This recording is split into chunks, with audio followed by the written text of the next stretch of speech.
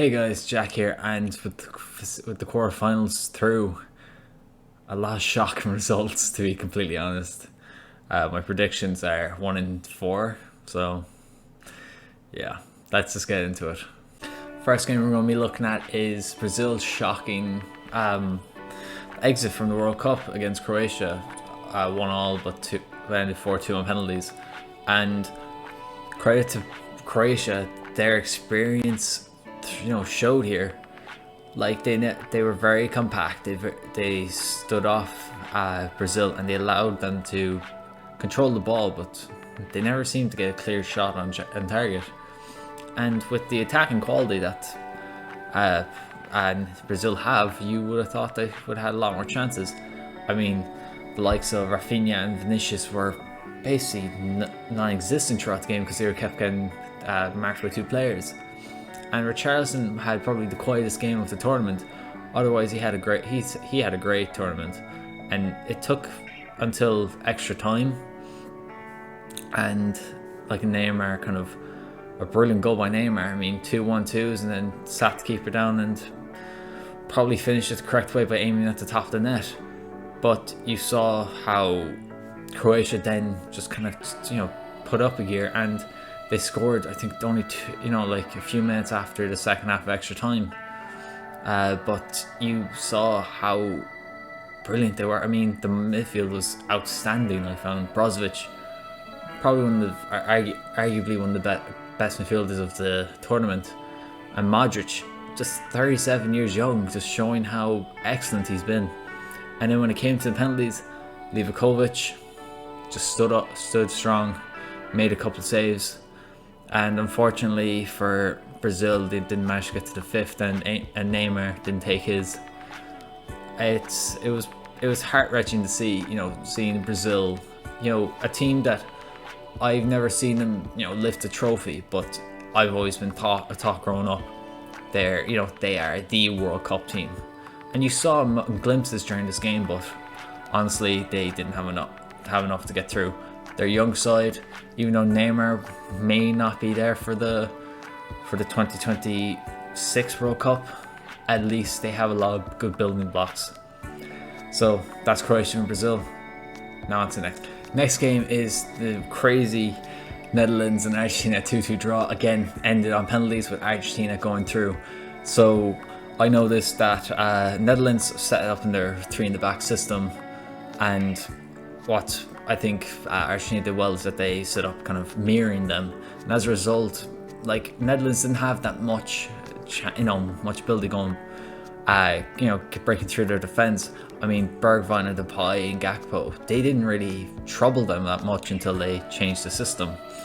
But like, the goals came from like Messi with the most ridiculous pass. Like, as I saw, like 99.9% of people would never see it, but because it's him, not only did he see it, or he knew where Molina was, he played the reverse pass and executed it, and great finish. And then obviously they got a penalty, and you thought, okay, Argentina got through it, but Van Gaal, the most. Okay, he's not the most liked character in Holland, but you saw how he basically said, I don't care about the Cruyff way, the Dutch way. I'm going to stick Luke de Jong and Val Weghorst up top. And you saw how much trouble that caused Argentina. I mean, Romero was having a brilliant game up to that point, and you saw just how much of an influence he was. I mean, first goal was a header, great delivery, but then, great delivery, and then the brilliant play from the free kick. I mean, last kick of the game, you think, oh, they're gonna have to shoot, but they did well there, and you saw they managed to draw it. But you saw Argentina come back into it, so I think maybe that momentum helped them when it came to the penalties. And you just saw Emiliano Martinez in goals, just the experience that he's shown in penalty shootouts, as opposed to No Payal, who did well. In the game, made a few good saves, but you just saw Martinez two excellent saves to help Argentina, get through. And you saw how much that meant to Messi. I mean, everyone went to Martinez, who scored the winning penalty, but Messi went to Martinez, and you see that bond between them.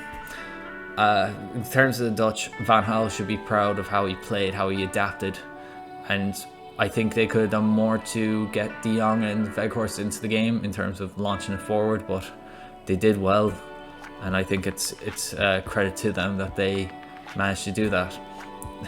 But credit to Argentina, they nullified the wing backs. I mean, Dumfries, who was, I think, probably arguably one of the best fullbacks of the tournament, was completely null and void.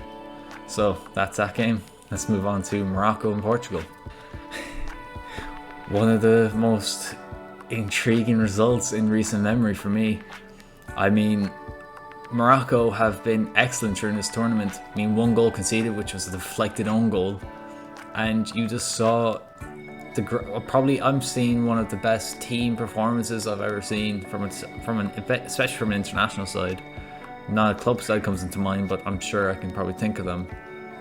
But you just saw how excellent they were.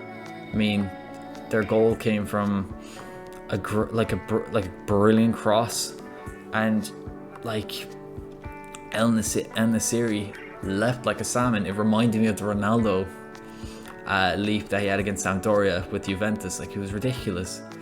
I know it was a mistake from Diogo Costa. He didn't attack the ball, and as a result, he just didn't get there before El Nassiri. But even throughout the game, as they just nullified Portugal.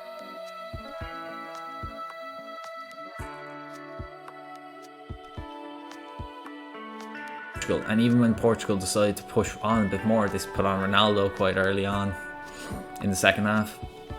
You saw they just seemed to quell them, and I know they had a few chances, but besides, I think Pepe towards the end of the game, they didn't really have a clear-cut chance. And whenever they did have a good shot on goal, Bono was equal to it. And I'm looking forward to seeing how they get on. Earlier, Brozovic was probably the man of the tournament, one of the midfielders of the tournament. Sofiane Amrabat in the midfield was superb. I couldn't understand why. He just seemed to turn it on. I think Morocco, along with their fans, have such a great collective group that has helped them thrive. And I've seen Buffon and Ziyech in the Premier League. They're not pressers, they're not workers, if that makes sense.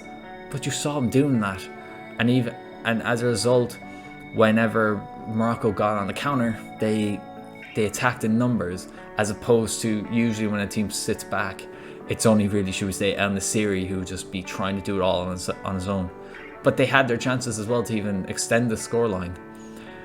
I am very sad to see Cristiano Ronaldo going off. This is his last World Cup. And I did think Portugal had enough in them, considering how well they did against Switzerland, but we saw how Morocco just nullified them. Now on to the last game of the quarterfinals, was France defeating England. I had to say England probably had one of their best games I've seen them play. In terms of especially the opposition they came up against. I think they looked strong, they looked capable. And what a lot of people were worried about is that they'd sit back and just, as a result, they wouldn't be able to do anything about it. They wouldn't be able to, stamp their, be front-footed. But you saw them do that. They had chances, especially in the second half, when they kind of realized we need to we need to get goals, we need to go ahead, we need to tie the game. But you saw just how they did very well, but unfortunately it took 2 moments of quality from France to do that. I mean, Declan Rice was having an excellent game, I felt, but because I think he was chasing whoever kind of was on the ball. He was pressing a lot, but as a result, Tchouameni, who was just had just enough space to put in a brilliant finish. And I know people are saying Pickford should have saved it, but I think it was a difficult shot. I couldn't just say, concretely if that was the case, if he should have done that. And I think like England got 2 penalties. Harry Kane put the first one away brilliantly, but then the second one, I think they were both penalties in my eyes. Like Saka did very well, I think to win. I think it was to win the first one, and then Mount, his replacement, won the second, and they were penalties. I was disappointed. I felt very sorry for Kane of skying it. He overthought the situation because he went that side for the first one, and he felt like Lloris is gonna know, so I need to just hit this as hard as I can, make sure it goes in, but it just was too much. And Lloris had a great game. I thought he did. I felt like Upamecano was shaky at times, and like he could have almost there was a penalty call, I think, towards the end of the first half, and I think if it was in the box it was a penalty, but I think it was just outside, so it wouldn't have been one, unfortunately, for England. And I was impressed by Bukayo Saka. I was impressed by him in the Euros. I couldn't be more impressed with him now. Young player, excellent. And I think what I saw was kind of, in a bad way, horrible, was that he was getting targeted, and as a result the ref didn't call fouls on him because he was just being kicked to bits. And I remember when Gerrard came out after, when Saka was complaining about being targeted and for challenges, and Gerrard was like, oh well he shouldn't be upset. I was kicked around all the time and I can barely walk. That's not a good thing. He should, like, Saka is one of England's brightest talents, and I would not want to see him potentially like call it quits at like in his early 30s. He has world-class potential, and I think and I know people are upset that he had to be subbed off, but Mason Mount did his work when he came on, and I think Saka was limping towards the end of his time. Again, Maguire had a great game, and I hope maybe he'll get more chances now at United. And credit to France. I mean, Griezmann looked excellent. Mbappe, for the most part, did reasonably well considering he was doubled up a lot of the time. Giroud with a great header to secured the victory for France, and now they're through against Morocco, and I'm really fascinated to see how that game goes. So yeah, that's going to be it for this video. It's been a great World Cup in terms of performances, but a lot of tragedy. And it's one thing I want to point out. As you probably heard, Grant Wahl, a famous American writer and a journalist, passed away, collapsing during the Argentina-Netherlands game, suspected heart attack. And I want to just share my condolences with his family and his friends. When I was getting into the MLS and American soccer, I didn't really follow him too much, but I knew of the name. I read a few of his articles, and you see someone so passionate, you kind of get drawn into that. And it's in any walk of life. If someone's passionate about it, you almost develop an interest in it. And I want to thank him for helping me almost kind of get learn more about the league, learn more about just how it's supported over in the States. And I think he's done a huge thing to make US soccer more prominent in the wider world, but also among US fans and the US population. So I hope you rest well, Grant, and thank you for everything you've done in terms of promoting the game and promoting issues around it. You will be remembered. I hope he leads like a new generation of vocal journalists in these regards. So that's going to be it for me today. Thank you for watching. I'll be doing a preview of the semi-finals soon. Until next time, take care.